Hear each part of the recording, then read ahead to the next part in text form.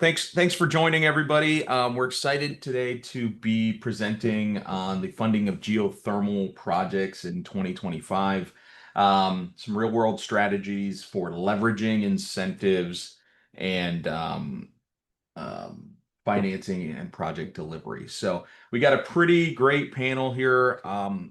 Before we get started, if you could, I would ask that if you have any questions throughout the presentation, please use the question and answer chat as docket. Don't put them in the chat. I prefer you to use the Q&A to submit the questions. We'll be monitoring the questions throughout the presentation, and we'll have a Q&A session at the end. So I'm David Diaz. I'm the Chief Strategy Officer over here at Walker Reed Strategies. I'll be moderating this webinar today, and if you, I'm sorry, not at Walker Reed Strategies. I forgot. We just merged where I'm actually at Walker Blue now. So Blue Energy Group and Walker Reed merged recently. So I still have the habit of saying I'm with Walker Reed. So it's a little new. So if some of you guys know me from Walker Reed, you're going, what's this blue situation going on? So that's the story. Blue Energy and Walker Reed merged here about a month ago. So great. With that being said, I'll get started. I'll introduce the team that we will have today. So to get started, we're going to have the folks from Millig Design Build, Aaron Tilden and Macen Cabral. Aaron is a partner at Millig Design Build, a mechanical engineer with more than 12 years of experience leading $200 million in energy projects for schools, hospitals, government facilities, with a focus on geothermal and high performance systems in rural communities. Macen is a project development engineer at Millig, specializing in energy efficiency, building decarb. His background is in HVAC design, which helps him deliver and innovate high performance solutions for their clients. So then we got second going for us is JC Caine. JC is a senior director of business development at Brightcore Energy. He helps clients transition to geothermal heating and cooling. He brings more than 30 years of experience in integrated building solutions, including senior roles with Noresco and Johnson Controls. Next up would be Brian Butryn. Ryan is Vice President of C-PACE Financing at Huntington National Bank. He's been an instrumental in building Huntington's C-PACE program and has a deep experience in underwriting and transaction management across the C-PACE industry. So that'll give us a nice little impact into how the C-PACE world is operating and financing options for projects. And then we have Josh Howes, who's the CEO of Walker Blue, formerly the CEO of Blue Energy Group. And again, we just merged with Josh. Josh is a licensed professional engineer in all 50 states. Since 2011, he has been a leader in the energy tax incentive world, specializing in 179D, Section 45L, investment tax credit, domestic content, and prevailing wage compliance. So with that being said, enough yapping from my end. I'll have pass the baton over here to the Millig team and let them tell us a little bit about some of this project that they had. Yeah, appreciate it, David. Can you guys hear me okay? Yeah, looks good, sounds good. Awesome. Are you presenting? I can't see on my end, but are you presenting the slides? Yes. Awesome. Well, I appreciate everybody coming here today. There's a very wide kind of range of applications for ground source and geothermal technology.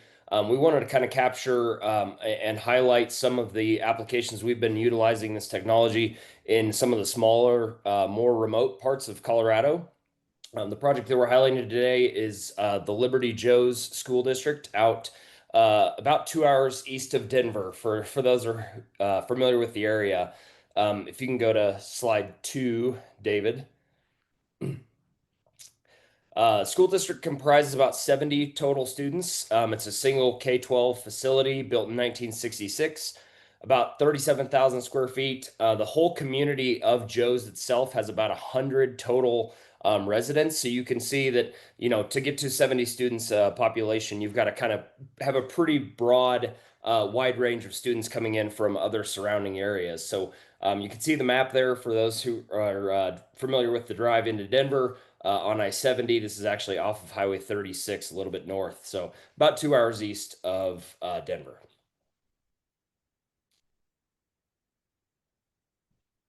Macen? Okay, so what we've got here is a color-coded map highlighting the existing conditions, primarily hydronic heating only, very minimal cooling in the building. As you can kind of see through here, primarily baseboard hot water heaters.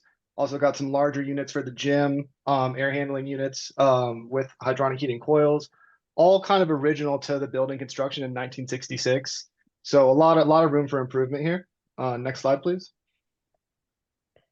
So the process we kind of went through after completing our facility plan, proposing a couple of different solutions to add cooling to the building, add a more reliant heating system, kind of moving away from some of those really old hydronic heating systems, as well as adding ventilation to the majority of the building. So we went ahead and did eQuest energy analysis to get utility savings across the board for all of our proposed measures, and started looking into external funding and ROM costs. And what we quickly realized was that geothermal was going to be the front runner, and really the only way to accomplish all of the district's goals with their budget, because of external funding sources that we were able to explore for the project. Next slide, please. So yeah, what we ended up installing, or what is currently in construction now, is geothermal VRF systems paired with energy recovery ventilators, highlighted in gray for most of the classroom areas of the building. Also had a packaged geothermal heat pump for a boiler mechanical plant building that was located just to the west of the main facility, highlighted in lighter gray. Then we also had a packaged rooftop unit and then a few supplemental heaters for other ancillary spaces in the building. And so if you'll go to the next slide. So, okay, this is a screenshot of our plans, kind of highlighting the area of the geothermal well field. Basically, by connecting two different buildings to this same shared thermal resource, we created what's called a thermal energy network that made us eligible for potential other grant applications, in addition to the IRA and other state funds. Yeah, so in total, this is a pretty comprehensive project. Project total was about $5.5 million. You can see on the screen here, we were able to tap into several different funding resources to make this project a reality. The total district operating budget is about $2 million a year. So to complete a $5.5 million project would really have only been possible with either a combination of these grant funds and energy savings, and or some kind of local mill levy override or bond funding. So in total, we were able to secure these six total funding sources here. CDE Best Grants, Colorado Department of Education funds health, life, and safety upgrades for schools here in Colorado. So we got $207,000 to pay for some of the asbestos abatement and the fire alarm, which was original to the building that needed to be replaced as part of this project. Local utility had incentives available for heat pumps and geothermal technology. That's supposed to be 40,000. I apologize, a little typo there. I wish it was 40 million. CEO Public Building Electrification Grant. So switching from primarily gas heating source to an electric system provided about $500,000. Geothermal Energy Grant Program for geothermal applications in public buildings, $246,000. The energy tax credit, as mentioned by Macen earlier, by connecting the two buildings together, the K-12 facility as well as the storage and central plant building, we were able to create that thermal energy network that covered about 30% of eligible project cost, about 1.1 million. And then we're still in the final stages of applying for and trying to recoup about $2 million in total federal IRA funds. So you can see these total funds contribute significantly to making a really dramatic impact to the total financial picture for the district. One thing I really want to highlight on this slide that's honestly pretty amazing and really a testament to the technology and the application that we were able to utilize even in this small building is you can see their existing EUI for the building was about 53.6, which is appearing to be relatively efficient. However, That does not take into account that they did not have cooling, they did not have ventilation, and they had mediocre heating at best. So even with adding those additional sources, the mechanical cooling, proper ventilation per code, and addressing all of the remaining infrastructure in the building, we were able to still reduce that EUI down to a very, very efficient 24.6. The building already had LED lighting, so that was not a part of this project, but to get down below 30 was pretty dramatic impact for the district. The other thing to mention is a small rural district obviously can't sustain long-term impacts to their financial budgets related to utility cost expenditures. So even with the addition of heating, proper heating, mechanical cooling, and ventilation, the overall impact based on our initial estimates is about $3,000 to $4,000 per year, which is very manageable for a district of this size for the additional services that they're going to be including in their facilities at this point. So in summary, some of the key takeaways from this project, and we've actually taken a lot of what we've learned on this project, and we're actually implementing a very similar project about 2 hours south of Liberty down in Carville, is really to evaluate all of the available funding options. At first glance, the thermal energy tax credit that's providing over $1 million to this project, we thought would be, kind of a stretch to be able to convince the state that there was a real need for these two buildings to be funded with that mechanism. But through a little bit of creative thinking and creating a solid strategy and narrative, we were able to get those funds. Remain flexible during your design process. Make sure that you're right sizing your product, work product for the owner. You notice that we removed the geothermal from the gymnasium. That was purely due to cost to keep the project within budget. Really understand the regulations of all these programs. Each program has their own funding requirements, different reporting requirements, etc. And having a long-term vision and convincing your client that there is reason to look at the long-term aspects, the operational expenses, the maintenance expenses, things like that. And then collaboration of all parties and stakeholders is really key to making sure the project is a success. Great. Thank you, Aaron and Macen. It's very, very interesting project you guys put together. And more specifically, I think what really drives home is the creativity around all the funding options that you guys really brought to the table and got for this rural school district. So with that being said, let's bring JC Caine on to discuss how how the the pudding gets made. How do we actually get these jobs in the ground, and what Brightcore's role is in doing that? Thank you, David. Next slide. My name is JC, and I'm going to share how Brightcore helps clients transition to geothermal systems using, an integrated delivery approach and some of the innovations that we use to help clients, overcome challenges. So Brightcore is a 10-year-old company. We have 120 employees, which is growing every week between the US and Sweden. Our headquarters is in Armonk, New York, which is about 30 miles north of Manhattan. And we provide turnkey geothermal solutions for large MUSH and CNI clients. And we do it in both retrofit and new construction projects. Now, to be successful, one of the key things is, the people that Brightcore hires. And, Brightcore has won significant awards as far as being great places to work, which helps us to compete for, creative talent to overcome these challenges. Next slide, please. The first thing that we bring to the table is an integrated delivery model. So typical geothermal systems are delivered through a design bid build approach where there's, multiple entities involved, which, add risk and, increase the opportunity for scope gaps.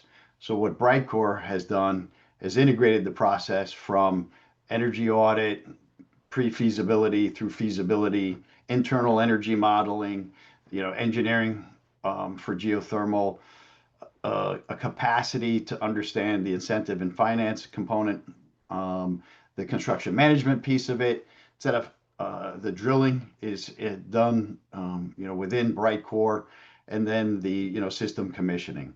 So this integrated delivery model provides, a unique advantage for these to transition to geothermal. Next slide, please. One of the benefits of this integrated approach is accelerated implementation. And two examples I'll go through are, on your left is a college in upstate New York. This was a library just under 70,000 square feet. Where using this delivery, we were able to go from design to completion in 12 months versus a typical design bid build over 18 to 24 months. And, within that 12-month period, it's probably around March where we actually started drilling, utilized 4 drill rigs on site, and had to meet a deadline of June graduation where the bore field was going. So the bore field was going on the field where graduation were, and we were able to accomplish that. Another example of an accelerated implementation is for a higher ed client in New Haven, Connecticut, much larger, district solution. But we were able to go from design to construction in 7 months versus the typical design schedule of 12 to 18 months. So that integrated delivery really helps us accelerate implementation. Next slide, please. Today we're talking a lot about incentives, and it's also important in the phasing of a project. So here we're going to show an example of the project on the top, where the bore field and the 3 building HVAC are placed into service at different times, and it reduces the ITC by 1.845 million. Where if the project is phased properly, on the bottom, you can see the 3 buildings are placed into service at the same time with the bore field. It adds $1.845 million. So our total ITC is 4.5 million versus 2.7. So this is something that we're evaluating as we're, looking at the scope in each one of the buildings. Next slide, please. Another innovation that we bring to the table to help clients overcome challenges is incline drilling. Next slide, please.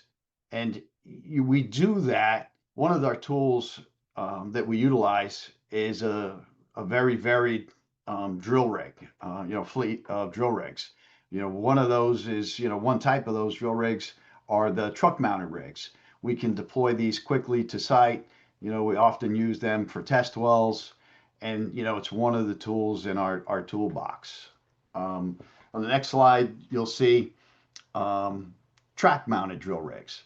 We utilize these for incline drilling and project sites where it's sloped or it's uneven grades, and this allows us to deal with that type of terrain. And on the next slide is a compact, or what we call a mini drill rig, which allows us to do indoor drilling in space constrained sites and outdoor on space constrained sites. Here's a very small piece of land by the Hudson River where we never would have been able to deploy a traditional drill rig. So having this very varied fleet of drill rigs allows us to deal with those challenges. Next slide, please.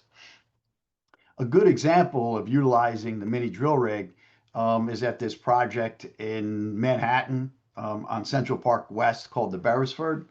And here we were able to utilize this drill rig for the installation to occur without disruption to building operations or occupants. So it was drilled during the day while occupied.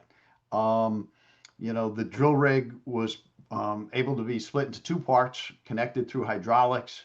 The drilling part of the drill rig was lowered into the sub-basement of the building, where the geothermal bore field was drilled. They have, the board here had a goal to use geothermal renewable energy for heating and cooling of common spaces. And utilizing this mini drill rig was able to allow us to do that. We also were able to keep the noise and vibration extremely low in order to accomplish that goal. And next slide, please.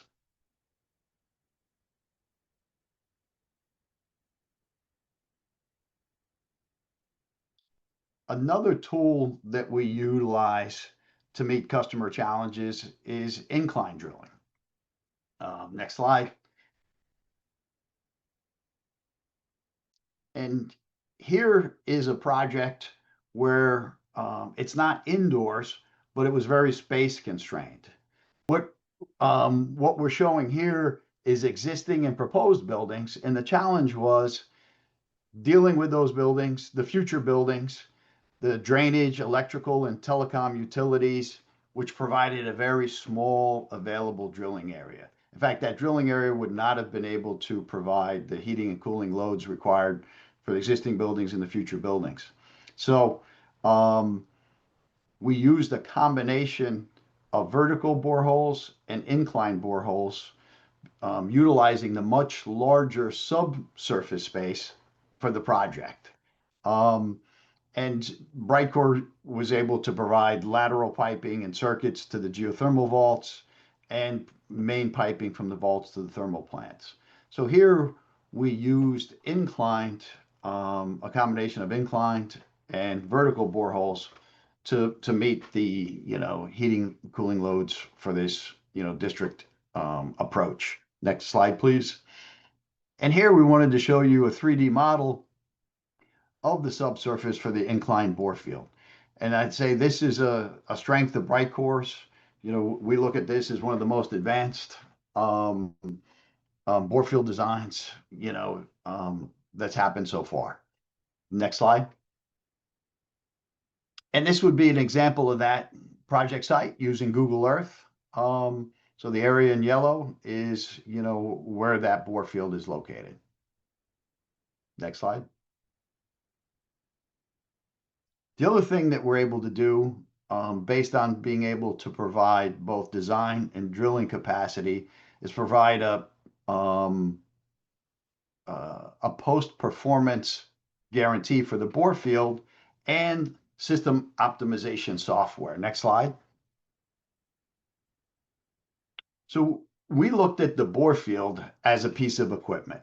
And with a piece of equipment, you typically have a dashboard to analyze the performance of that equipment, or in this example, the geothermal bore field. So our performance monitoring platform is called Edge AI, and it allows us to monitor the primary components of a geothermal bore field for equipment, to ensure optimal operational, to prolong system life of equipment and reduce maintenance costs. On the source side, it maintains the ground loop heat exchanger at optimal temperature for peak performance and efficiency. And on the supply side, it ensures supply temperatures remain within optimal ranges for efficiency and comfort. And we utilize that monitoring platform as a major component to allow us to offer performance guarantees to the bore field for 5, 10, 15, 20-year periods. Thank you. Thank you, JC. That was very interesting, very informative. It's kind of crazy all the different technologies and types of project that Brightcore can do and accomplish. So definitely a great partner to have on your side. So now let's pass it over to Ryan Butryn to discuss a little bit about energy efficiency financing. Thank you. Good afternoon. You can go to the next slide. So just a quick overview of Huntington National Bank. So our headquarters is based in Columbus, Ohio. The bank has about $208 billion in assets.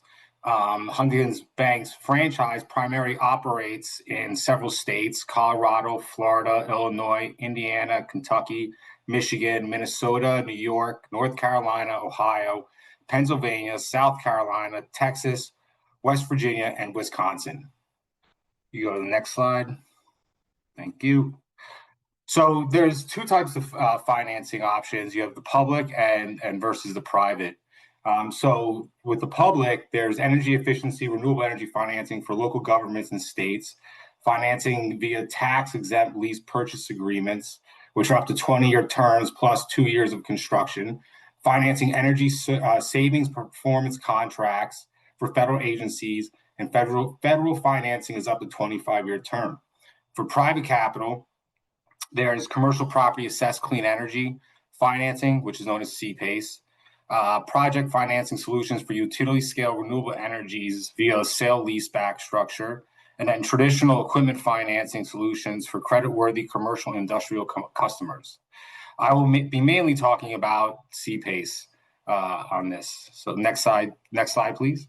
So what is CPACE? CPACE is a financing structure for building owners who are looking to do energy efficiency, renewable energy, or resiliency to their project. And how it is paid back is through a special assessment that is placed on the property and is repaid through the property tax, which is collected by the county or city. Now, even in the event if the property is sold, the financing or the special assessment remains with the property. And it's a long-term investment to help the building performance. And so CPACE is available in 40 states plus DC, which has enabling legislation that allows this type of financing. And there's active programs. CPACE can be used for new construction, gut rehabs, or retrofit. And some states allow refinancing, depending on look back, some up to 2 to 3 years. Next slide. Thank you. So the characteristics of CPACE and what makes it attractive is the long term. So it's subject to 10 to 25 years, subject to the useful life of the installed equipment. And it's, fixed rate financing, and it covers 100% of the hard and soft costs of the eligible measures. Now, like I said, it's repaid through the property tax. So it's subject, depending on where you are, it might be annual or semi-annual of how you're making the payments. And it's a line item on the property tax bill.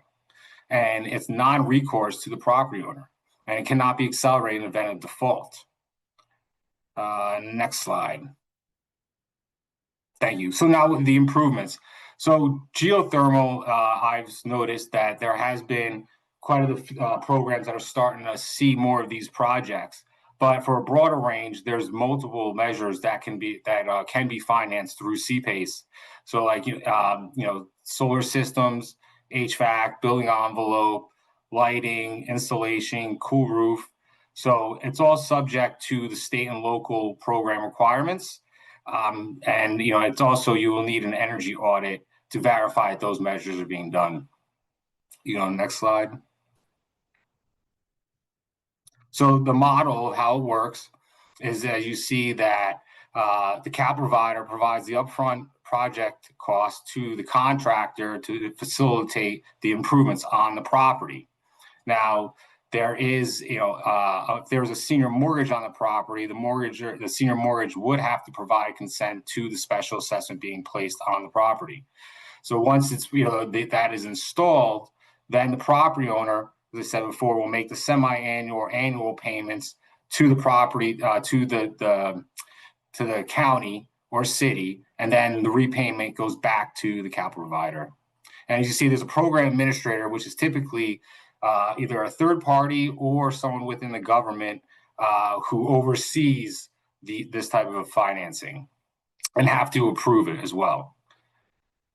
So benefits to the property owner, like I said, it helps reduce the savings, or it helps with savings with the measures that are installed of their utility bills, and then which helps repay back the financing. So most will either exceed or meet the repayment of what they save on their utilities. Also, it helps with the maintenance. There don't have to do as many maintenance on the or repairs of the equipment because of this type of financing or the upgrades. And next slide. Disclosure. Yep, and thank you. Thanks, Ryan. Greatly appreciate the insight here on what some of the different financing options are. A little bit of a shameless plug is if you are doing CPACE and you need some help with those energy audits, our energy engineering team over here at Walker Blue can definitely help get that satisfied requirement done. All right, now we're going to jump over to Josh Howes with Walker Blue.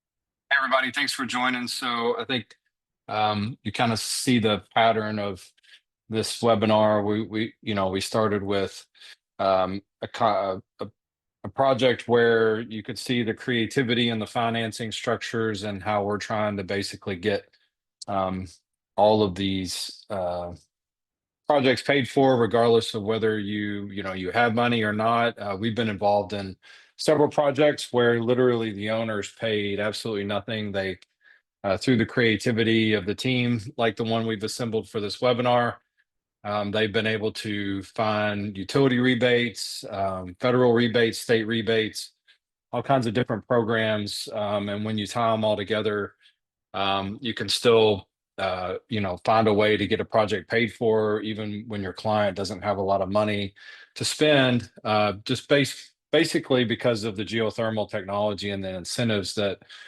are out there for it. And banks like Huntington can help fund these projects. A lot of these rebates and tax credits and whatnot don't come until after the project's complete. So these things still have to be financed, obviously from the beginning and paid for. And then they can be reimbursed, through these tax credits on the backside. And banks like Huntington understand those types of structures really well. And so, the final piece for me is to kind of discuss the federal programs and the federal tax credits that are around geothermal. And we've seen a lot of the big beautiful bill and a lot of the legislation that's come down lately that has kind of put some of these tax credits in the crosshairs of being taken out and having their expiration dates terminated sooner than later and whatnot. But fortunately for us, geothermal has survived all of those legislations, and it's alive and well. And we really feel like geothermal is something that should be considered on every project moving forward.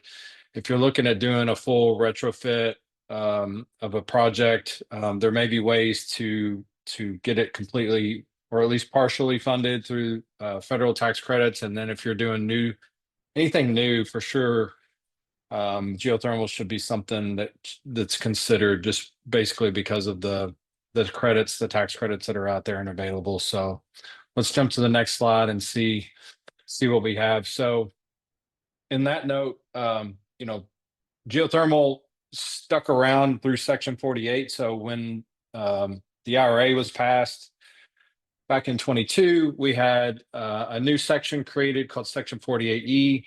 So starting in 2024, or starting after December 31st of 24, all the projects moved over to Section 48E except for geothermal.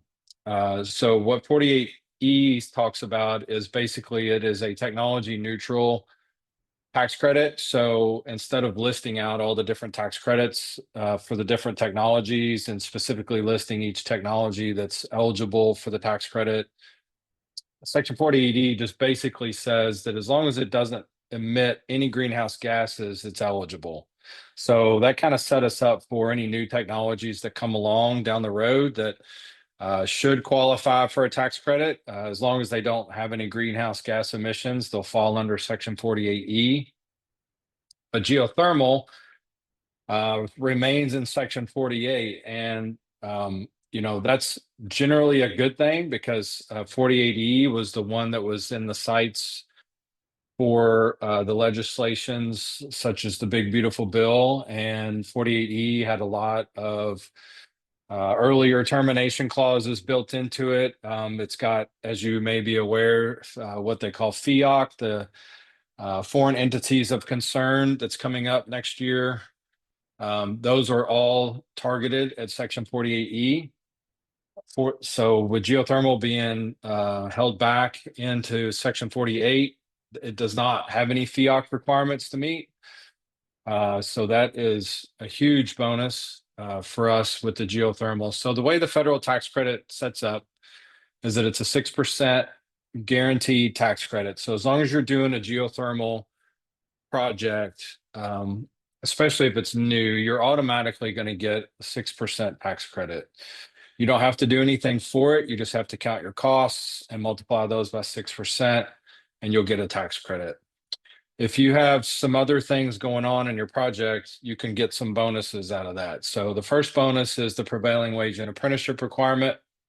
which if you are under a megawatt, which for geothermal, I believe is in the 264 ton range, somewhere in that range, somewhere in that magnitude, it shakes out to be about 100,000 square foot facility. If you're under that, you do not have to meet prevailing wage and apprenticeship requirements, and you automatically get the 5 times multiplier. If you're over that, then you do have to meet prevailing wage and apprenticeship, and that's simply currently all of your, on the job workforce has to be paid the given prevailing wage that the federal government has set for that county that the project is being performed in. And then a 15 overall achievement of 15% of your total labor hours on the job have to be performed by an apprentice. There's a couple other provisions in the apprenticeship rules, but that's the big one. So 15% of your labor hours has to be performed by an apprentice, and then your entire labor force has to be paid at least their prevailing wage for their job classification. So if you can hold your project under a megawatt, it certainly sets you up for a much easier pathway to compliance and for getting that 30%. Domestic content's the next one. Right now, we're looking at a 50% staring us down for 2026. So any project that begins this year, you're at a 45% domestic content requirement. Next year, it's 50%. And that simply means that when we do an analysis on all of the equipment and materials on your project, at least 45% this year have to be sourced domestically.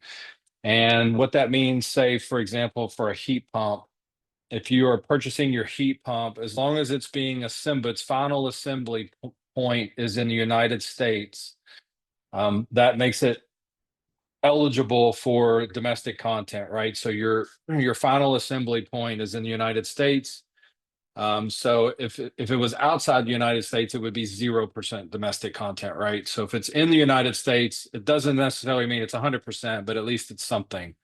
So then if your heat pump is assembled in the United States, then we look at all the parts that make up that heat pump, and we determine how much those parts cost and where they were sourced from. And then we come up with, say, a percent domestic content for that particular heat pump, right? So maybe it's, say, like it's 60%. So then that heat pump is 60% domestic content. So we will do that across all the different pieces of equipment, across all the different materials that are on the job, and we come up with a total aggregate domestic content for the whole project. Geothermal typically does qualify for domestic content. The heat pumps are typically the worst performing in that category. So things like your piping and your valves and, just a lot of the basic, parts, a lot of the wiring and, copper wire and all the things that we use on the electrical side, a lot of that stuff is 100% domestic. So as long as we can get a decent performing heat pump that's mostly sourced from its parts domestically, we're going to qualify for the domestic content. So I always say for geothermal, as long as we're paying attention to it, we can certainly get domestic content bonus on top of that. So if we're keeping track, we're at 40% at this point. So the next one is the energy community bonus, which is just simply looking up the address of the facility on a map and seeing if it falls into an energy community. If it does, you get another 10%. If it doesn't, you don't. Those are kind of the easy ones to check the box for. Again, if you're over a megawatt, the prevailing wage is not easy and the apprenticeship is not easy, but it can be done. And so you can see if you're in an energy community, the pathway to getting 50% of your geothermal project paid for by the federal government. And it's not overly difficult. We can help advise and get you the documentation and the reports and the tax filings that are necessary for this. But conceptually, this is an achievable thing for your project. So the low income community is real similar to the energy community bonus in that you're either in one or you're not. So if you're geographically in a low income community, that one has to be applied for. And typically the application's open in January for about 3 or 4 weeks. That's the only guaranteed slot. If you don't make that application window, you're best off waiting for the next year to get one. But you can always apply and see what happens. Those funds are first come, first serve. And if you apply and you get the funds, then you'll get that extra 10 or 20%. If you don't receive those funds after your application, as long as your project's still in progress, you can try again the next year. So depending on location, you could get up to 70%, but I think realistically, you're in the 40 to 50% range for just about every geothermal project in the United States. And so, yeah, next slide. So there's two pathways essentially to getting our tax credits, depending on the type of entity that owns the geothermal system. So if it's a nonprofit or a public entity, on the left side, you're going to follow the elective pay route, which simply means that because these entities do not pay taxes, the IRS, when you file your taxes at the end of the year, the IRS is simply going to issue you a cash payment for the amount of the tax credit. So there's a pre-application process that you have to go through. Once the project's complete, you can file your pre-application, get that approved, and then you file an annual tax return at the end of the fiscal year of the, say, the school district or the county government or the state government. And then upon filing, usually a couple of months later, the IRS will issue the payment for the tax credit. So that's why I said at the beginning, banks like Huntington that you're working with know this stuff. They are happy to help you try to get financed so that you can get the project completed, get it constructed, get your contractors paid, and then get reimbursed by the federal government and pay off those loans with the ITC money that comes in.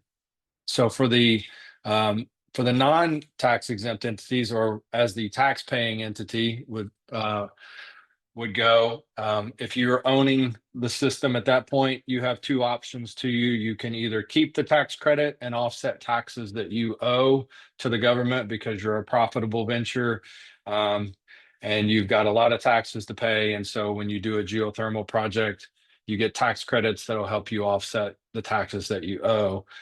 If you're a smaller organization and you do a large geothermal project and you have a tax credit that's too big that you'll never use, it's just more than you can handle, you can sell it. And that's the transferability piece.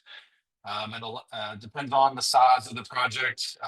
You might get 85 cents, you might get 95 cents on the dollar for your tax credit, but it's going to be cash money in your pocket. And then the entity that's buying the tax credit gets a tax credit. And the nice thing about when you sell these tax credits is that the money that you receive is also not taxable.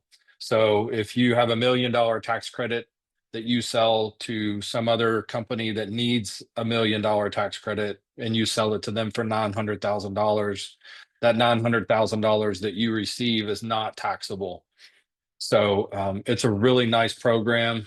And so just about anybody, regardless of how you're structured, if you're a nonprofit, if you're a public entity, if you're a for-profit company, and whether you have a great P&L or whether you have a terrible P&L, everybody can use these tax credits in one form or another. So geothermal's basically a really good thing to consider, no matter what type of entity you are or how much money you might make in a given year. So next slide.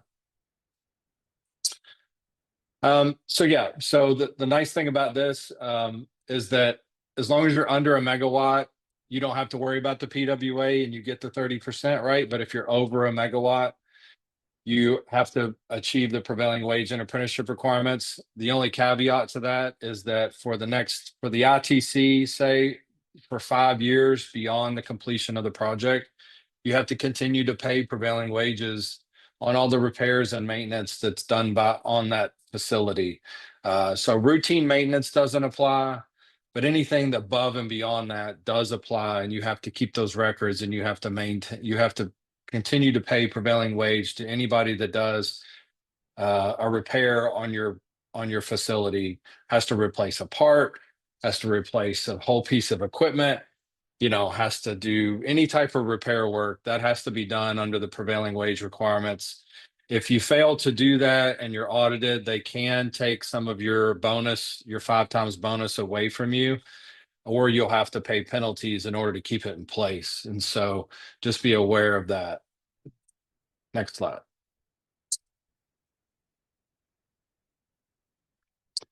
Yeah, so I'll speed through this in the next slide as well. So we kind of talked through all these things, the domestic content bonus, the energy community bonus, and the low income community bonus. All those are going to stack on top of the 30%. And so as long as you meet all of these bonuses, if you just happen to have that project that's in that really nice spot, which we do have some schools that are in some low income areas out there.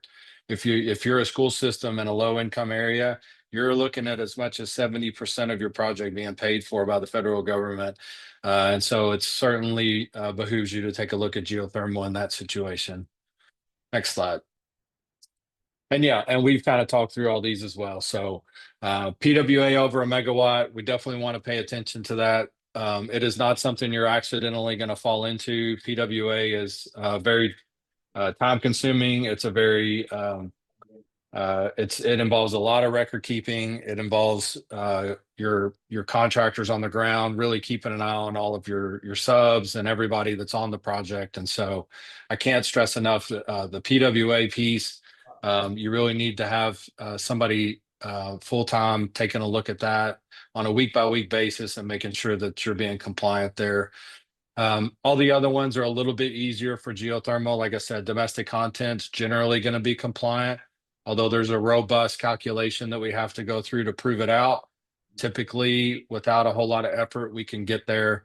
And then, of course, like I said, the other ones are whether or not you're in those geographic areas or not. And we can certainly help you determine whether you're compliant in any of these areas as you are starting to assess your projects.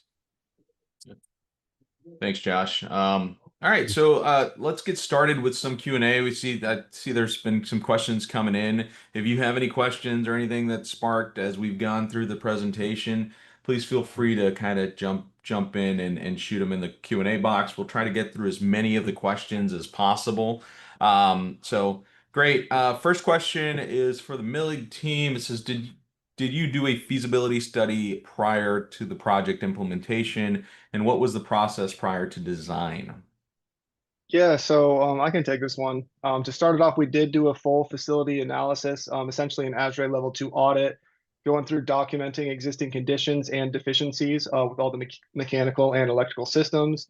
Then we kind of used that information to develop a facility plan, outlining a couple different potential solutions as far as adding cooling, adding ventilation, and modernizing the existing heating system. We did perform full cost estimates, schematic designs for those kind of options, as well as energy savings. Kind of used all of that in conjunction with our research on available funding mechanisms to really kind of help lay out all of the decisions and financial pro forma for ownership. Yeah. Great, thank you. Back off that, we also drilled a geothermal test well about 500 feet. And that was plugged into our initial modeling. And some of those were requirements for some of the funding sources. You had to kind of prove out the feasibility of the project before asking for project funds. So yeah, that's all kind of part of that initial kind of schematic design and conceptual phase that we go through with the majority of our clients. Great. Next question is for J.C. Caine. It says, are the angled boreholes deeper than standard vertical holes? And no, they don't have to be. So the calculation for how deep the hole is independent of whether it's vertical or inclined. We're utilizing inclined boreholes to compensate for a restricted surface area. Nice. Okay. It seems like there's another question for you here. It says, are the inclined boreholes an approach to dealing with construction phasing? It says, for example, my community is building a new school, and per usual, we intend to build the new building besides the existing building and keep that school open during construction. This will really limit the space available for the bore fields. I wonder if it would be possible to drill under the existing building ahead of this demolition. Well, there, incline drilling is a way to deal with limited space availability. So when you say there's a limited space, we may be able to use, incline drilling to compensate. Another tool that we have for phasing is the different size drill rigs. So that mini drill rig that I showed in the example, we've used that inside a building, and we've used it during the construction of a building to help with phasing of the project. So kind of two tools that we can use for project phasing. Yeah, awesome. Thank you. Next question is to the panel in general. It says, have these types of projects tapped the municipal bond market as a funding source along with the tax credits, if eligible? I don't know who wants to take that one. Hey, Ryan or Josh, do you guys have any knowledge on the municipal bond market? So I don't know about the geothermal, and I can look into it more, but I know we have, our municipal bond market, our team that does do the, that type. But again, I'd have to check for geothermal. Okay. Yeah, we can, Craig, who asked that question, we can get with you offline, and try to get you an answer. Yeah, and I'll say, I'll pipe in on that real quick because I don't know, but just it's a good point for me to make, where your funding can determine the size of your tax credit. So depending on if it's a municipal bond, if it's a restricted bond of a certain type, or if it's interest-free loans or grants, those can interfere with the size of the tax credit. So just be aware of that moving forward when you're getting your funding. Right. Josh, seems like this question's for you here. It says, are there now low income bonus credits for geo? Question mark. Prior to the OBB, it was just for solar and wind under the IRA. They no, I'm not sure about that. That they've always been available for both sides of the equation. So, low income, falls for geothermal as well, as far as I know. All right. Next question. It says, are projects over 1 megawatt equivalent subject to the domestic content haircut starting in 2026, like PV? Say that again. What was the beginning of that one? It says, are projects over 1 megawatt equivalent, Oh. 1 megawatt equivalent subject to the domestic content haircut starting in 2020? Yes, that's a good point. Good question. Yes. So yeah, starting next year, your domestic content haircut for public nonprofits is 100%. It's 15% this year. So starting next year, yes, if you are not meeting the prevailing wage, if you are over a megawatt and you're not meeting the domestic content, you will get no tax credit if your project starts next year. So like I said, domestic content is not a heavy lift for geothermal, so it shouldn't be of much concern. But yeah, great point. It is subject to the haircut. And I'll chime in there and say, hey, if you guys need help on the front end of the projects, chime in with Josh or I early on, and we can kind of help make sure that your equipment selections and your product selections that you're going through are going to keep you compliant. So we're happy to kind of start on that domestic content and help you guys out on the front end of projects as well. So next question, it says, how does PWA work with the total project? Example, for multifamily, does the entire building construction have to be prevailing wage and apprenticeship, or just the portion that is being applied to the credit, like geo electrical? Right. Yeah. So the second is the correct answer.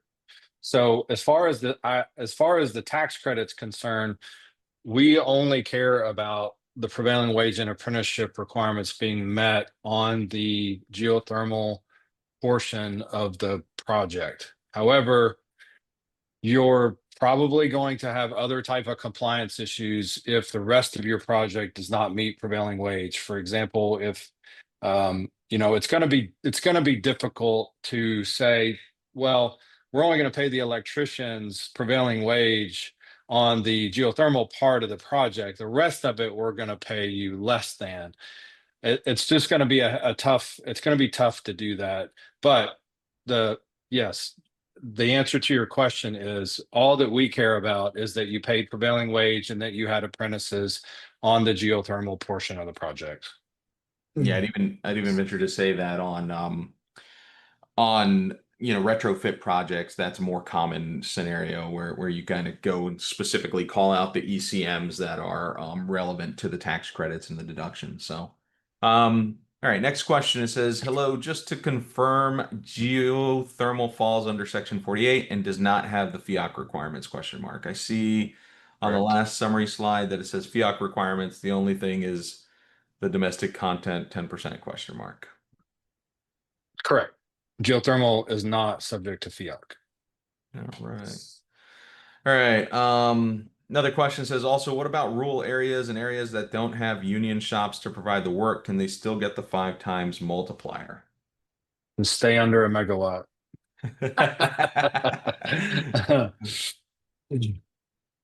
Yeah.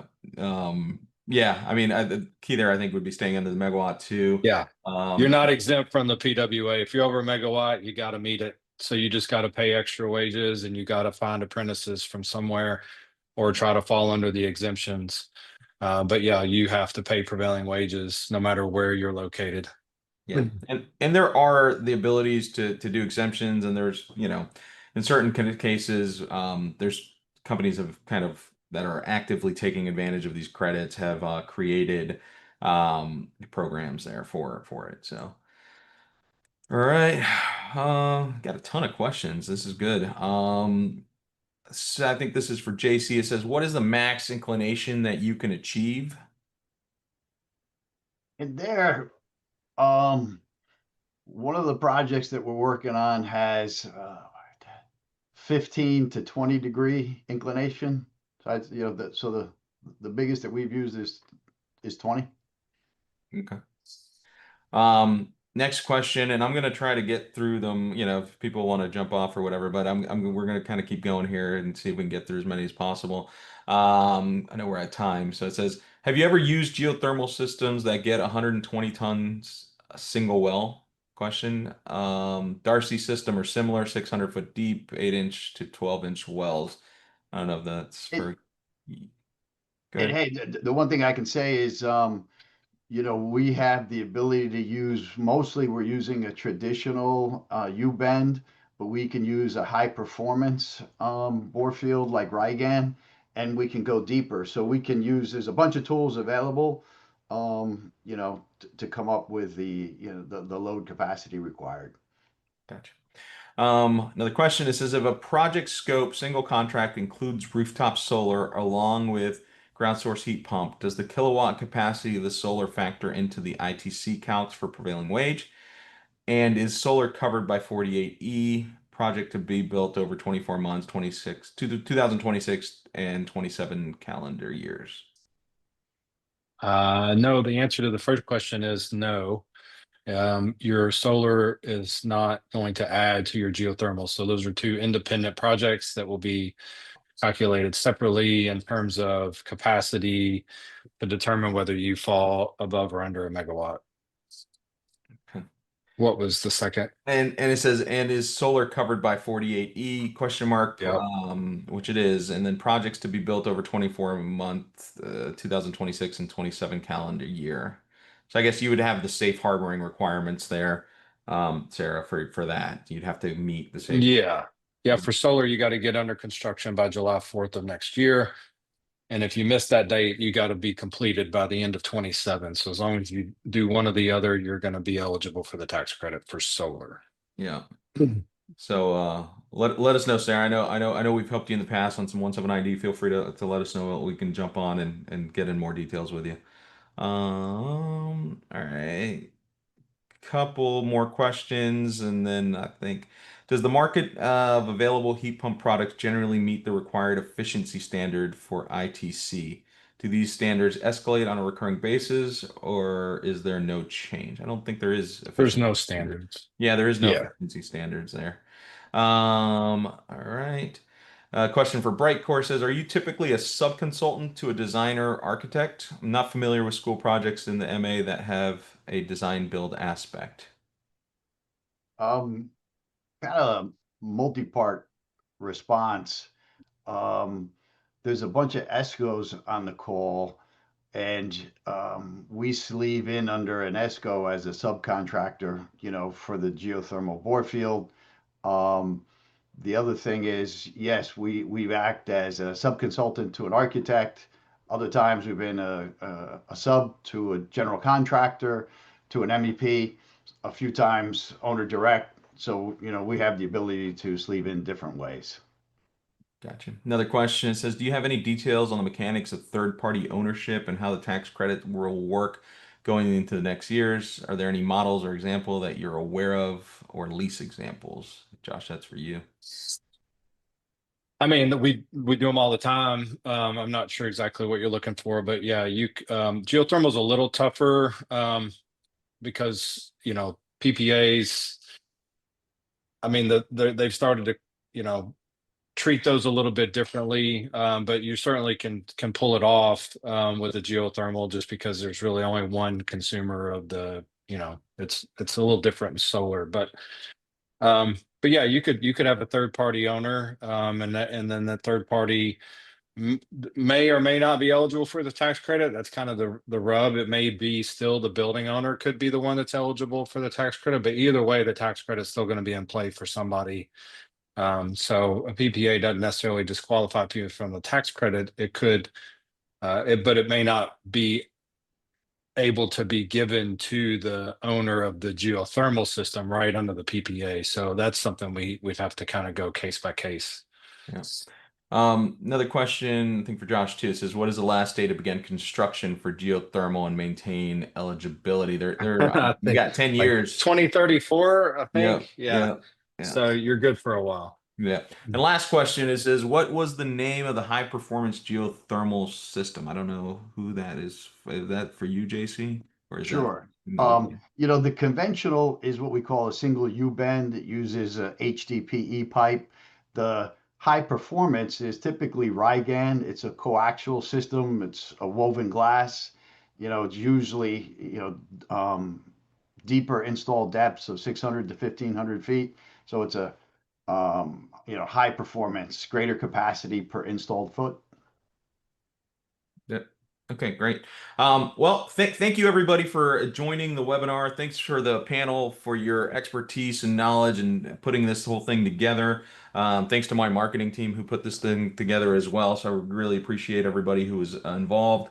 If you guys have any questions or you'd like me to get you in touch with any of these guys, feel free to reach out to us. I can put you in contact with anybody who was on this call. Their contact information has also been on the screen for a minute here. So, again, let us know if you have any questions, how we can help. We're all here to help, so we greatly appreciate it.